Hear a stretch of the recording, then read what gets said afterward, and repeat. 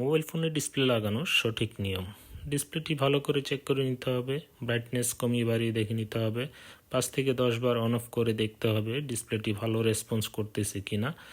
এরপরে সিম লাগিয়ে data on করে দেখে নিতে হবে ডিসপ্লেটি স্লো হচ্ছে কিনা বা উল্টাপাল্টা কাজ করছে কিনা। অনেক সময় ডাটা অন করলে ডিসপ্লে উল্টাপাল্টা কাজ করে বা ডিসপ্লে স্লো হয়ে যায়। এরপরে ভালো করে দেখে নেওয়ার পরে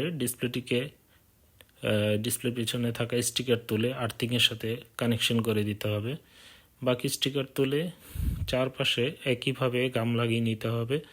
গাম যেন কম বেশি না হয়ে যায়, তাহলে উপরে গাম ভেসে যাবে।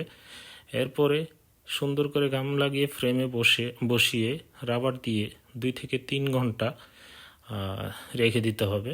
তাহলেই ডিসপ্লেটি প্রপারভাবে বসে যাবে এবং ডিস্টার্ব হওয়ার সম্ভাবনা কম থাকবে।